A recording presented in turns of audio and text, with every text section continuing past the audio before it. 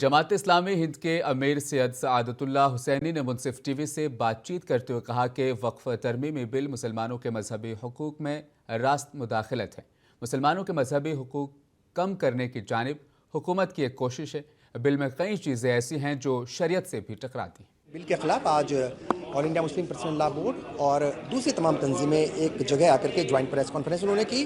क्या कुछ असल में इश्यूज़ हैं और किन इश्यूज़ को लेकर के या किन पॉइंट्स को लेकर के मोटे तौर पर मुखालफत हो रही है उस पर बात करेंगे। जमात इस्लामी हिंद के कौमी सदर हमारे साथ हैं इस वक्त, सादत हुसैनी साहब।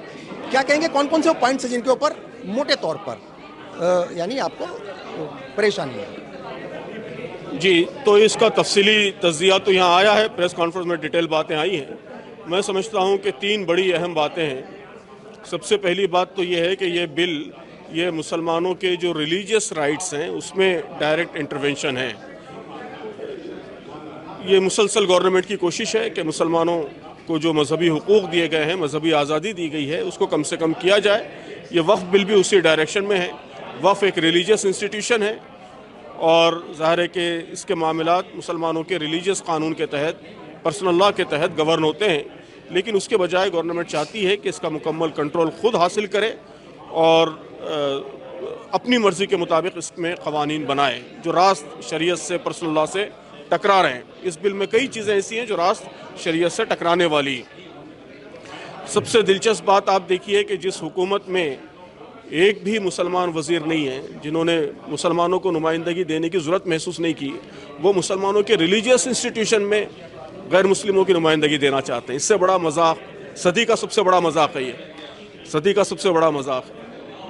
तो ये सबसे बड़ा मसला है कि वो रिलीजियस मामलात में मदाखलत करना चाहते हैं। दूसरी चीज़ ओवर सेंट्रलाइजेशन है कि जो इदारों की ऑटोनॉमी है और उनकी खुद मुख्तारी है वो ख़त्म करके सारे इख्तियारात गवर्नमेंट के पास, कलेक्टर के पास, ब्यूरोक्रेसी के पास वो देना चाहते हैं।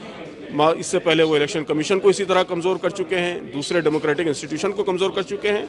अब वक्फ बोर्ड के भी सारे इख्तियारात वो कलेक्टर को देकर कलेक्टर राज जो अंग्रेज़ों के ज़माने में था वो सिस्टम दोबारा इस मुल्क में लाना चाहते हैं। तीसरी चीज़, इदारों की में जो इंटरनल डेमोक्रेसी है उसको ख़त्म करना चाहते हैं। इस बिल के जितने प्रोविजंस हैं उसमें जहाँ जहाँ डेमोक्रेटिक वैल्यूज़ हैं उसको ख़त्म किया जा रहा है कि जहाँ जहाँ इलेक्शन है उसकी जगह नॉमिनेशन लाने की बात है। तो जो डेमोक्रेटिक ढांचा है वक्फ बोर्ड का उसको मुकम्मल तौर पर डैमेज किया जा रहा है। तो हम समझते हैं कि सारी चीज़ें बहुत ही ख़तरनाक हैं और मामला सिर्फ वक्फ बोर्ड का नहीं है, ये पूरे हुकूमत के डायरेक्शन को ज़ाहिर करने वाली चीज़ें हैं। जी, तमाम तंजीमें हमने देखा यहाँ पर एक हैं और सब ने कहा भी सारी तंजीमें एक हैं, मगर कुछ लोग मिले जा करके माइनॉरिटी अफेयर्स मिनिस्टर से और उन्होंने इसकी हिमायत की, इस बिल की। बहुत सारी ख़वातीन भी पहुँची हैं। तो किस तरीके से उनको समझाने की ज़रूरत है, चूँकि या तो वो समझे नहीं है या उन्हें बताया नहीं गया या फिर कहीं कुछ लालच है, क्या कुछ लगता है? और बाकी आगे के इक़दामात क्या होंगे, चूँकि इसके ऊपर हुकूमत तो एक तरीके से अड़ी ही है। सबको समझाने की कोशिश की जाएगी। मुसलमानों में भी जो तबक़ात हैं उनको भी समझाने की कोशिश की जाएगी और बरादरान वतन में हमारे हिंदू भाइयों में भी मुख्तलिफ़ तंजीमें, minority groups, secular groups, political parties, खुद इंडिया की पार्टीज़, उन सब को हम समझाने की मुसलसल कोशिश कर रहे हैं कि इस बिल में क्या प्रॉब्लम्स हैं। तो उम्मीद है कि वो सब समझेंगे। दूसरी चीज़ ये है कि कोई अगर इस तरह के छोटे मोटे अनासर आकर मिलते भी हैं तो ज़ाहिर है कि उसको मुसलमानों की आम नुमाइंदगी नहीं समझा जा सकता। यहाँ सारी बड़ी मुस्लिम जमातें बैठी हैं, इन सब का मुत्तफ़क़ा मौक़िफ़ यही है कि ये बिल्कुल गलत है। तो मुसलमानों के सियासतदान, उलमा, दानिशवरान, तंजीमें, ये सब इस बात पर मुत्तफ़िक़ हैं कि ये मुल्क के लिए शदीद नुकसानदेह चीज़ है। से बात की बहुत बहुत शुक्रिया।